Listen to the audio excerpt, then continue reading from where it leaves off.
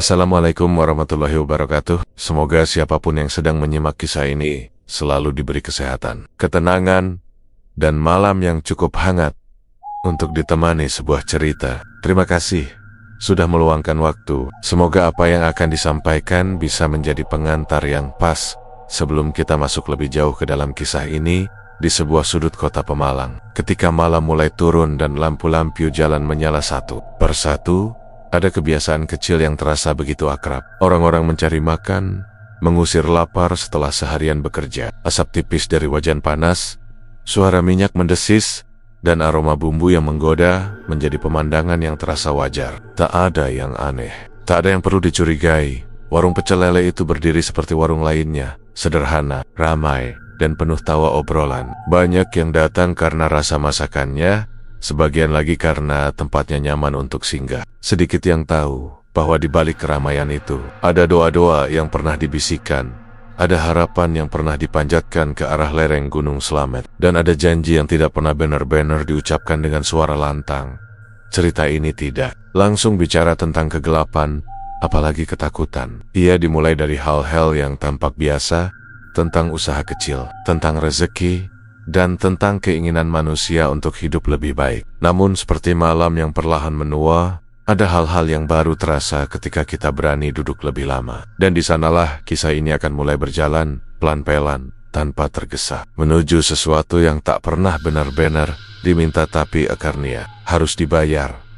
Warung pecel lele itu sebenarnya tidak berbeda dengan warung-warung lain yang berjajar di pinggir jalan utama Pemalang. Bangunannya sederhana, beratapkan seng, dengan spanduk biru yang mulai pudar dimakan panas matahari. Meja kayu panjang, bangku plastik, dan lampu bohlam kuning yang menggantung rendah menjadi penerang utama ketika malam datang. Namun, entah sejak kapan suasana di warung milik Sutrisno berubah.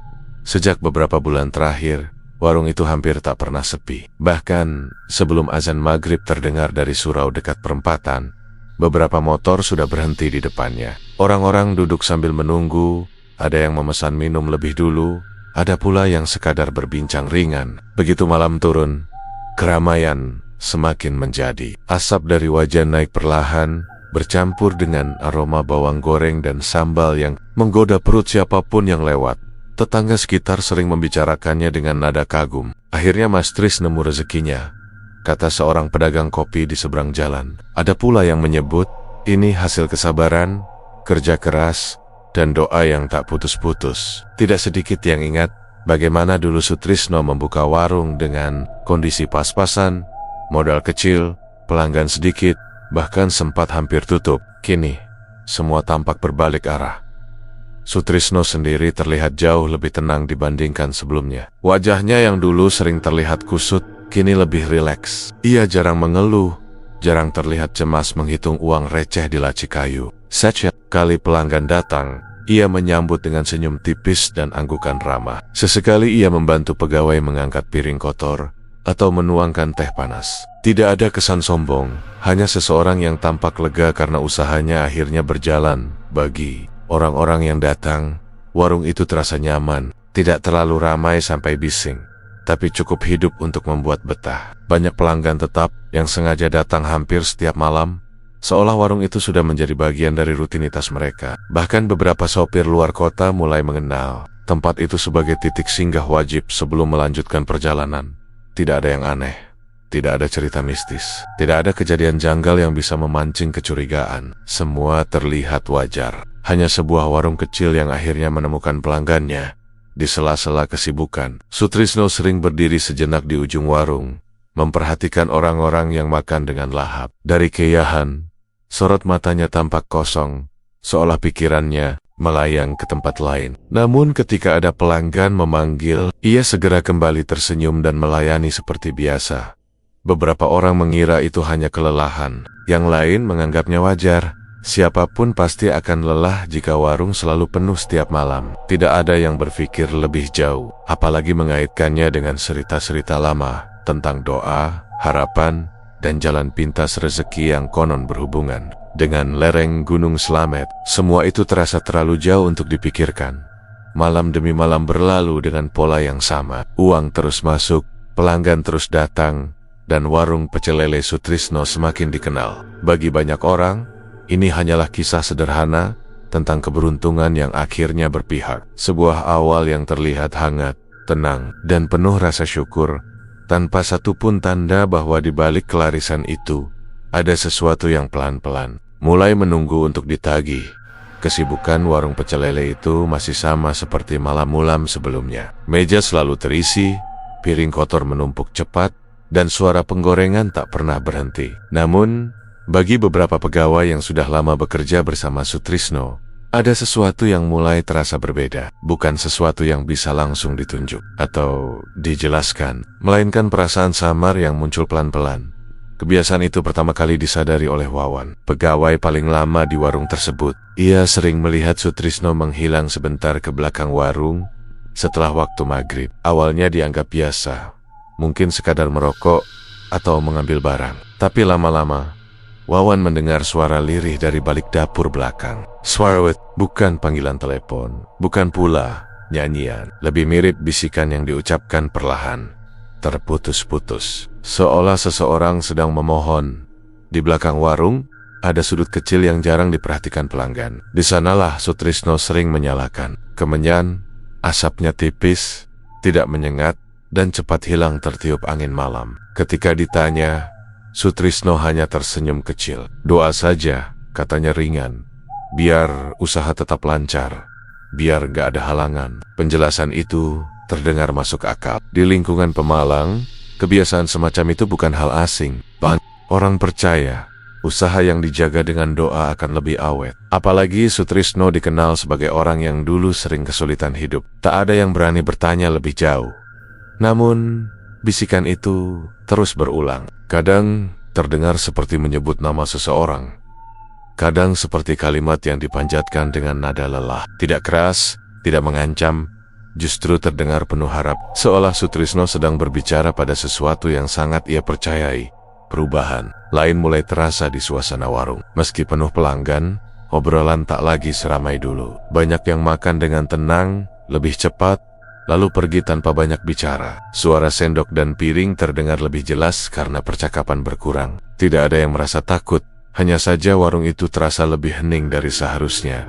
Lampu bohlam yang sama, meja yang sama, menu yang sama, namun ada kesan seolah udara di dalam warung menjadi lebih berat. Beberapa pelanggan mengira itu karena kelelahan setelah bekerja seharian. Pegawai pun menepis perasaan mereka sendiri, menganggap semua ini hanya sugesti. Sutrisno tetap bersikap seperti biasa. Ia tidak berubah di depan orang lain. Tetap ramah, tetap membantu di dapur, tetap tersenyum ketika pelanggan memuji masakannya. Hanya saja, di saat-saat tertentu, ia tampak seperti sedang mendengarkan sesuatu yang tidak didengar orang lain. Pandangannya kosong beberapa detik, lalu kembali fokus seolah tak terjadi apa-apa. Suatu malam, ketika warung sedang penuh, Wawan melihat Sutrisno berdiri menghadap ke arah utara, tepat ke arah gelap yang mengarah jauh ke lereng Gunung Slamet. Bibirnya bergerak pelan, hampir tak terdengar. Tidak ada gerakan ritual yang aneh, tidak ada gerakan berlebihan, hanya seseorang yang tampak sedang memohon dengan sangat sungguh-sungguh. Tak ada yang berani menegur. Semua kembali pada pekerjaan masing-masing. Piring terus datang, pesanan terus mengalir, dan uang terus masuk ke laci kayu. Warung tetap ramai, bahkan semakin dikenal. Namun sejak malam-malam itu, para pegawai sepakat pada satu hal. Meski warung semakin hidup, rasanya seperti ada sesuatu yang ikut duduk bersama mereka, mendengarkan setiap bisikan, dan menunggu waktu yang tepat untuk menjawabnya. Kabar itu datang dengan cara yang biasa saja, nyaris tanpa gempa. Pagi hari, saat sebagian warga masih sibuk dengan urusan masing-masing, terdengar berita bahwa Pak Darto, salah satu pelanggan tetap warung pecel lele Sutrisno, meninggal dunia. Ia ditemukan tergeletak di ruang tamu oleh istrinya, tak lama setelah subuh. Tidak ada tanda kekerasan, tidak ada luka, hanya tubuh yang sudah dingin dan wajah yang tampak tenang. Pak Darto dikenal sehat, meski usianya tidak lagi muda. Ia jarang mengeluh sakit. Malam sebelumnya, seperti biasa, ia makan di warung Sutrisno. Duduk di bangku favoritnya, memesan pecel lele lengkap dengan sambal ekstra. Ia sempat bercanda dengan pegawai, bahkan memuji rasa lelenya yang menurutnya semakin enak. Tak ada yang aneh. Ia pulang dengan langkah santai, seperti malam yulam sebelumnya. Berita kematian itu cepat menyebar, tapi juga cepat menemukan penjelasan. Beberapa orang menyebut kemungkinan serangan jantung. Ada pula yang mengaitkannya dengan faktor usia dan kelelahan. Gosip kecil muncul sebentar, lalu tenggelam oleh aktivitas harian. Tidak ada yang menghubungkan kematian itu dengan warung pecel lele. Terlalu jauh, terlalu berlebihan untuk dipikirkan.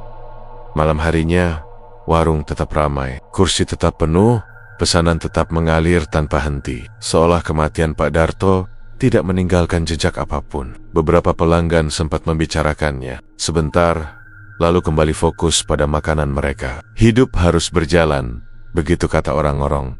Namun, bagi Sutrisno, malam itu terasa lebih panjang. Ia tetap melayani pelanggan, tetap berdiri di balik wajan panas, tapi gerakannya sedikit lebih lambat. Senyumnya masih ada, namun tidak sehangat biasanya. Beberapa kali ia terlihat berhenti sejenak, menatap kosong ke arah meja tempat Pak Darto biasa duduk.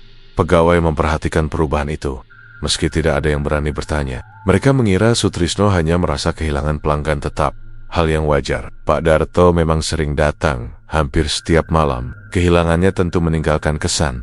Di sela-sela kesibukan, Sutrisno kembali ke belakang warung. Kali ini lebih lama dari biasanya. Asap kemenyan kembali terlihat tipis, naik perlahan ke udara malam. Tidak ada suara keras, hanya bisikan lirih yang tertelan oleh suara kendaraan di jalan. Jika didengarkan baik-baik, bisikan itu terdengar lebih berat, seolah ada rasa penyesalan yang ikut terbawa. Malam semakin larut.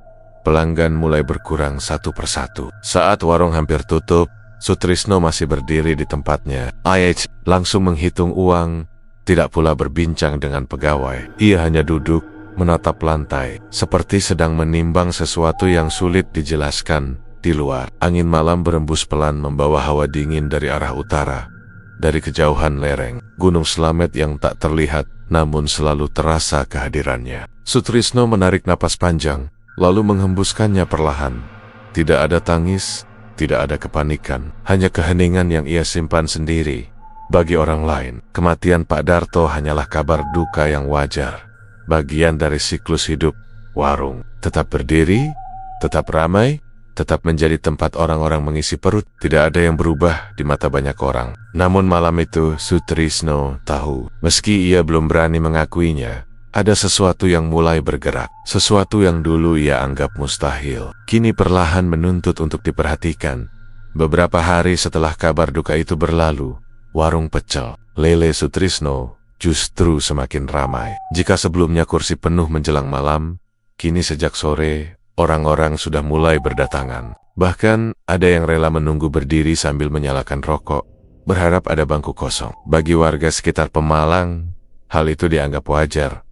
Nama warung Sutrisno sudah telanjur dikenal. Rasa masakannya pas, harganya bersahabat, dan pelayanannya cepat. Uang masuk tanpa henti. Laci kayu tempat menyimpan hasil penjualan sering tak muat lagi oleh lembaran yang menumpuk. Sutrisno seharusnya senang. Inilah yang dulu ia harapkan saat memulai usaha ini. Hidup yang lebih ringan, tanpa harus memikirkan utang dan kebutuhan esok hari. Namun, entah sejak kapan, perasaan itu tidak pernah benar-benar datang. Di balik senyum yang ia tunjukkan pada pelanggan, ada kegelisahan yang sulit ia sembunyikan. Sutrisno mulai sering terbangun di tengah malam dengan keringat dingin. Dalam tidurnya, ia berulang kali memimpikan jalan menanjak yang diselimuti kabut tebal. Ia berjalan sendirian, langkahnya berat, seolah setiap pijakan menuntut tenaga lebih. Dari balik kabut itu, terdengar suara pelan. Tidak marah, tidak keras, namun jelas seperti panggilan yang menagih sesuatu. Setiap kali terbangun, jantungnya berdebar tidak karuan. Ia duduk lama di tepi ranjang, mencoba menenangkan diri. Cuma mimpi, gumamnya. Meski ia sendiri tidak yakin, mimpi itu terasa terlalu nyata, terlalu berulang untuk diabaikan begitu saja. Kegelisahan itu terbawa hingga ke warung. Sutrisno jadi mudah melamun. Beberapa kali pegawai harus memanggilnya 2 kali sebelum ia merespons. Saat menghitung uang, tangannya sempat gemetar, lalu berhenti seolah ragu untuk melanjutkan. Ia mulai bertanya pada dirinya sendiri, apakah Semua ini memang murni hasil kerja keras, atau ada hal lain yang ikut berjalan bersamanya. Suatu malam, setelah warung tutup lebih cepat dari biasanya, Sutrisno berdiri sendirian di depan warung. Jalanan mulai sepi. Angin malam berhembus membawa hawa dingin dari arah utara. Ia menatap ke kejauhan, ke arah yang ia tahu mengarah pada Gunung Slamet. Meski gunung itu tidak terlihat dari tempat ia berdiri, perasaan berat kembali menekan dadanya. Ia teringat doa-doa yang dulu ia panjatkan dengan penuh harap. Korek yang ia bisikan saat merasa putus asa. Dulu, semua itu terasa seperti permohonan biasa, tak lebih dari usaha terakhir seorang manusia yang ingin bertahan hidup. Namun kini, setelah melihat rezeki datang tanpa henti, Sutrisno mulai menyadari satu hal yang mengganggu pikirannya. Tidak semua pemberian datang tanpa syarat. Warung itu masih ramai, pelanggan masih datang dengan wajah puas. Tidak ada yang berubah di mata orang lain, tapi di dalam diri Sutrisno, keyakinan lama mulai retak. Ia mulai merasa bahwa rezeki ini bukan sekadar dating. Ia menetap, menunggu, dan suatu saat akan meminta balasan. Malam itu, Sutrisno kembali menyalakan kemenyan di belakang warung. Asapnya naik perlahan, lebih tebal dari biasanya. Ia tidak lagi hanya memohon kelancaran. Kali ini, ia bertanya dalam hati, berapa harga yang sebenarnya harus ia bayar? Dan untuk pertama kalinya sejak warung itu ramai, Sutrisno merasa takut pada jawaban yang mungkin akan ia terima. Kejadian itu pertama kali disaksikan oleh Randy, pegawai paling muda di warung pecel lele Sutrisno. Malam itu warung sedang sangat ramai.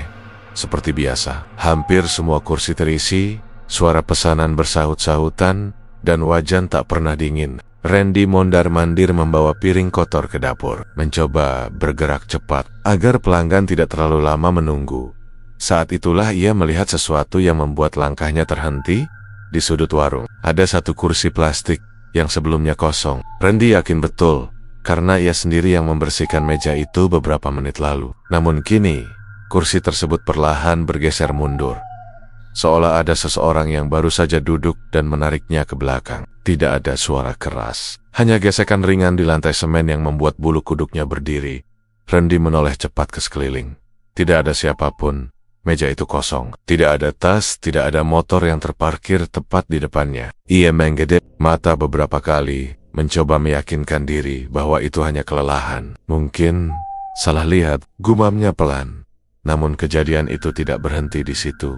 Tak lama kemudian, Wawan menemukan 2 piring kotor di meja yang tidak menerima pesanan apapun malam itu. Sambalnya masih tersisa, nasi sudah dingin, dan bekas tangan terlihat jelas di pinggir piring. Padahal, Wawan yakin tidak ada pelanggan yang duduk di sana. Ia sempat bertanya pada Randy dan pegawai lain. Semua menggeleng. Perasaan tidak nyaman mulai menyebar di antara para pegawai. Mereka bekerja dengan lebih hati-hati, lebih sering saling menoleh, dan suara canda mulai berkurang. Beberapa kali, mereka merasa seolah ada yang memperhatikan dari sudut pandang yang tidak jelas arahnya. Anehnya, para pelanggan tidak tampak menyadari apapun. Warung tetap penuh. Orang-orang tetap makan dengan lahap, tertawa, dan membayar seperti biasa. Tidak ada yang mengeluh, tidak ada yang merasa terganggu. Justru, semakin malam, jumlah pelanggan semakin bertambah. Ketika Wawan akhirnya memberanikan diri melaporkan kejadian itu pada Sutrisno, reaksinya tidak seperti yang diharapkan. Sutrisno mendengarkan dengan wajah datar, lalu menghela napas panjang. Sudah, katanya pelan tapi tegas.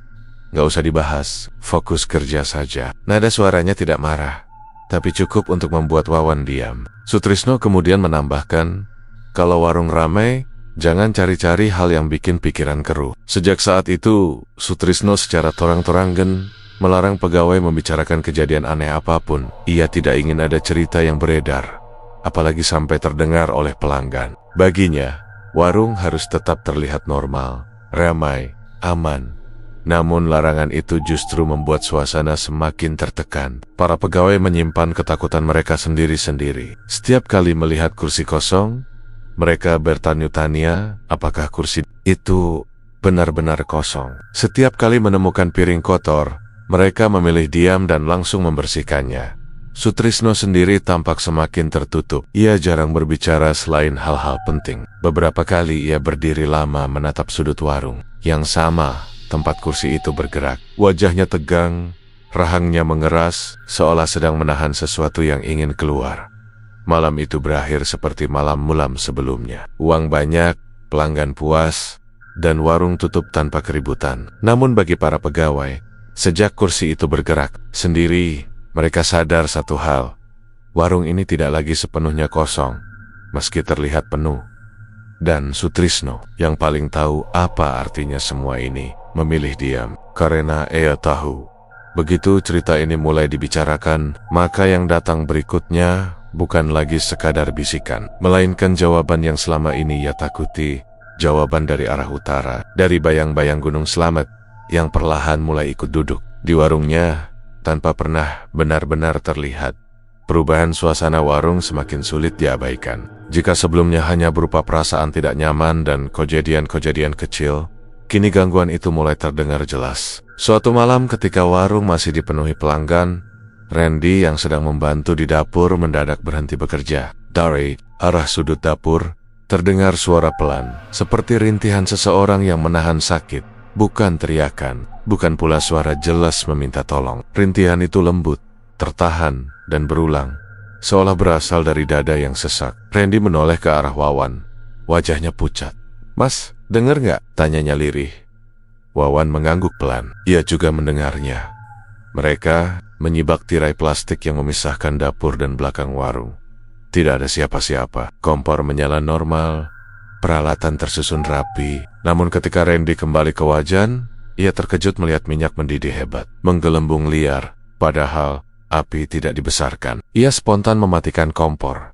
Tapi suara rintihan itu belum juga hilang. Baru setelah beberapa detik, suara itu lenyap. Begitu saja, seperti tidak pernah ada.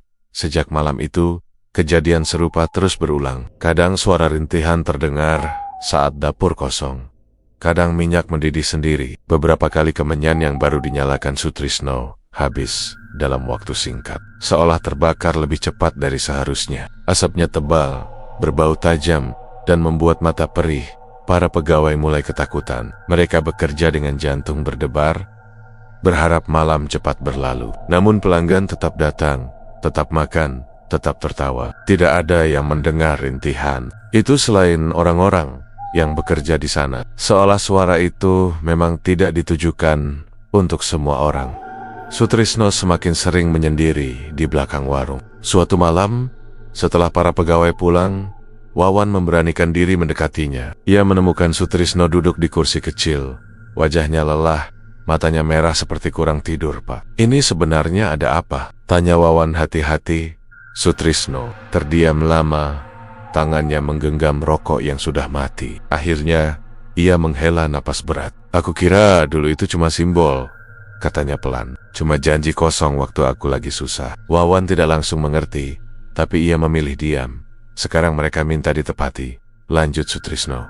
"Aku terlalu lama pura-pura lupa." Antak, pertama kalinya Sutrisno mengakui bahwa apa yang ia lakukan dulu bukan sekadar doa biasa. Ada janji yang pernah terucap, ada permohonan yang disertai harapan lebih. Ia tidak menyebutkan detail, hanya mengatakan bahwa janji itu berkaitan dengan kelancaran usaha dan rezeki yang tidak putus. "Aku pikir kalau warung sudah ramai, semuanya selesai," katanya lirih. Ternyata tidak. Malam itu, Sutrisno kembali menyalakan kemenyan dengan tangan gemetar. Ia berdiri menghadap ke arah utara, ke arah yang ia yakini mengarah pada lereng Gunung Slamet. Tidak ada mantra, tidak ada gerakan aneh, hanya kata-kata pelan yang terdengar seperti pengakuan dan ketakutan. Rintihan dari dapur kembali terdengar, lebih jelas dari sebelumnya. Sutrisno menutup mata. Ia tahu, ini bukan lagi sekadar peringatan, ini adalah penagihan. Dan untuk pertama kalinya sejak warung itu berdiri, Sutrisno menyadari bahwa rezeki yang ia terima selama ini memang tidak datang sendirian. Ia datang bersama sesuatu yang telah lama menunggu, dan kini tak sabar untuk ditepati, apapun harganya. Sejak malam rintihan itu terdengar jelas dari dapur. Tidur Sutrisno tak pernah lagi nyenyak. Setiap kali matanya terpejam, mimpi yang sama selalu datang. Ia kembali berjalan di jalan menanjak yang diselimuti kabut. Langkahnya berat seperti membawa beban di punggung. Di ujung jalan itu, samar-samar terlihat bayangan besar yang diam menunggu. Tidak bergerak, tidak mendekat, tapi kehadirannya terasa menekan dada. Dalam mimpi itu, suara yang dulu hanya berbisik kini terdengar lebih tegas. Tidak marah, tidak mengancam, tapi jelas dan menuntut. Suara itu berkata bahwa apa yang diterima Sutrisno tidak lagi seimbang. Imbalanmu kurang. Begitu katanya. Setiap kali kalimat itu terucap, Sutrisno terbangun dengan napas terengah dan tubuh basah oleh keringat. Pertanda juga muncul di warung. Kemenyan yang dinyalakan selalu habis dalam hitungan menit. Api kompor sering mati sendiri, lalu menyala kembali tanpa disentuh. Uang hasil penjualan kadang terasa dingin di tangan, seperti baru diambil dari tanah basah. Semua itu membuat Sutrisno semakin yakin permintaan itu nyata dan tidak bisa lagi dihindari. Ia tahu betul arti dari imbalan yang dimaksud. Bukan uang, bukan sesaji biasa. Yang diminta adalah tumbal baru. Sesuatu yang bernyawa, sesuatu yang bernilai bagi manusia. Dulu, saat ia berada di titik terendah hidupnya, permintaan itu terdengar jauh dan samar. Ia menganggapnya simbolis, sesuatu yang tak akan benar-benar ditagih. Kini, semua penyangkalan itu runtuh. Tekanan itu membuat Sutrisno berubah. Ia jadi mudah marah, mudah tersinggung. Pegawai memilih berbicara seperlunya. Warung masih ramai. Pelanggan masih datang silih berganti di sudut jalan Pemalang. Tapi di balik itu, suasana terasa semakin berat. Seolah ada mata yang terus mengawasi, menunggu keputusan. Suatu malam, setelah menutup warung, Sutrisno berdiri lama di belakang bangunan. Ia menyalakan kemenyan, tapi kali ini tangannya berhenti di udara. Asap belum sempat naik. Dengan suara gemetar, ia berbisik pelan, "Aku tidak bisa." Angin malam berembus lebih kencang. Tidak ada jawaban langsung, tapi perasaan sesak di dadanya semakin kuat. Sutrisno menggeleng pelan, seperti meyakinkan dirinya sendiri. Untuk pertama kalinya sejak semua ini dimulai, ia mencoba menolak. Ia tidak ingin ada lagi nyawa yang terlibat, tidak ingin darah menjadi harga dari kelarisan warungnya. Penolakan itu tidak langsung dibalas, justru keheningan yang datang. Beberapa malam berlalu tanpa mimpi. Rintihan di dapur menghilang. Sutrisno hampir percaya bahwa keputusannya diterima. Ia mulai berharap, mungkin semua ini bisa berhenti di sini. Namun ketenangan itu terasa palsu. Seperti udara sebelum hujan besar turun. Suatu dini hari, Sutrisno terbangun oleh suara langkah di teras rumahnya. Tidak ada siapa-siapa ketika ia keluar. Tapi di lantai, ia menemukan tanah basah yang berceceran, membentuk jejak samar menuju arah utara. Ke arah yang ia kenal betul, arah lereng Gunung Slamet. Sutrisno terduduk lemas. Penolakan itu ternyata bukan akhir, melainkan awal dari sesuatu yang lebih besar. Ia sadar makhluk penunggu tidak pernah terbiasa ditolak. Dan mulai malam itu, ia tahu satu hal dengan pasti. Harga dari penolakannya mungkin akan jauh lebih mahal daripada harga yang diminta sebelumnya. Keputusan Sutrisno untuk menghentikan ritual banner-banner ia jalankan. Tidak ada lagi kemenyan yang dibakar di belakang warung. Sudut kecil itu dibiarkan kosong, gelap dan berdebu. Ia menutup rapat pintu belakang setiap malam, seolah ingin memutus semua yang pernah terhubung dengannya. Bagi Sutrisno, ini adalah bentuk penegasan. Ia tidak mau lagi melanjutkan janji yang sejak awal tak pernah benar-benar ia pahami. Warung tidak sepi, justru sebaliknya. Pelanggan tetap berdatangan, meja selalu terisi, uang tetap mengalir, dan dari luar, warung pecel lele itu tampak sama seperti sebelumnya. Ramai dan hidup di tengah malam Pemalang. Namun bagi mereka yang bekerja di dalamnya, suasana berubah drastis. Gangguan datang hampir setiap malam. Seorang pelanggan tiba-tiba pingsan saat sedang makan. Tubuhnya lunglai begitu saja, tanpa teriakan atau tanda-tanda sebelumnya. Setelah sadar, ia mengaku dadanya terasa sesak dan telinganya dipenuhi suara tangisan. Beberapa malam kemudian, kejadian serupa terulang pada pelanggan lain. Selalu berbeda orang, selalu tanpa sebab yang jelas. Para pegawai pun mulai mengalami hal yang lebih menakutkan. Randy pernah mendadak kejang di dapur. Matanya terbuka, tapi tidak mengenali siapapun. Suaranya berubah berat saat berbicara, menyebut-nyebut kata janji dan kurang. Butuh waktu lama hingga ia sadar kembali. Dan setelah itu, ia menangis tanpa tahu alasannya. Setiap malam, suara tangisan mulai terdengar. Kadang dari dapur, kadang dari sudut warung yang gelap. Tangisan itu lirih, seperti orang menahan sakit. Terlalu lama. Tidak semua pelanggan mendengarnya, tapi para pegawai bisa memastikan suara itu nyata dan selalu muncul setelah tengah malam. Sutrisno tahu apa artinya semua ini. Penolakannya dianggap pelanggaran. Makhluk penunggu tidak pergi. Ia hanya berhenti berbicara dengan cara halus. Kini kehadirannya terasa kasar, mendesak, dan penuh tekanan. Sutrisno semakin sering sakit kepala. Dadanya sesak dan tidurnya terganggu. Setiap kali ia mencoba memejamkan mata, bayangan jalan berkabut itu kembali. Kali ini lebih dekat, lebih sempit, seolah tidak memberi ruang untuk berbalik arah. Pegawai mulai meminta izin pulang lebih awal. Beberapa bahkan mengajukan berhenti bekerja. Sutrisno tidak melarang. Ia tidak bisa memaksa mereka tetap tinggal di tempat yang bahkan ia sendiri mulai tak sanggup bertahan. Namun ia juga tidak menutup warung. Ada sesuatu yang menahannya. Perasaan bahwa jika warung ini berhenti, maka gangguan itu justru akan semakin menjadi suatu malam. Di tengah kekacauan kecil akibat pelanggan pingsan, Sutrisno berdiri kaku di belakang kasir. Tangannya menggenggam uang dengan kuat, hingga ruas jarinya memutih. Di telinganya terdengar bisikan yang kini tak lagi lembut. Bukan teriakan, tapi cukup jelas untuk dipahami. Penolakan bukan pilihan. Dari arah utara, angin malam membawa bau tanah basah yang tajam, seolah berasal dari lereng Gunung Slamet. Sutrisno menutup mata. Ia sadar, sejak ia menghentikan ritual, perang yang sebenarnya baru saja dimulai, warung itu masih berdiri, masih ramai, masih menghasilkan uang. Namun setiap gangguan yang terjadi adalah pengingat, rezeki ini tetap berjalan. Tapi kini, disertai peringatan yang semakin keras. Dan jika Sutrisno terus bertahan pada penolakannya, ia tahu konsekuensinya tidak akan berhenti pada pingsan, kerasukan, atau tangisan semata. Gangguan yang selama ini datang secara terpisah mulai menyatu menjadi teror yang nyata. Tidak lagi samar, tidak lagi bisa disangkal. Malam itu, warung pecel lele Sutrisno dipenuhi suasana yang berbeda. Sejak matahari tenggelam, udara terasa lebih dingin. Meski cuaca sebenarnya tidak berubah, bau tanah basah perlahan menyusup, menyelimuti warung, bercampur dengan aroma minyak goreng yang biasanya menggugah selera.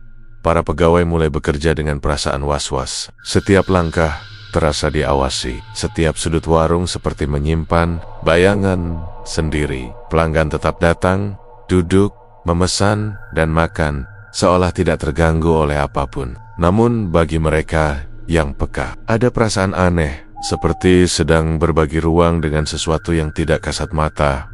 Bayangan hitam itu pertama kali terlihat oleh Wawan.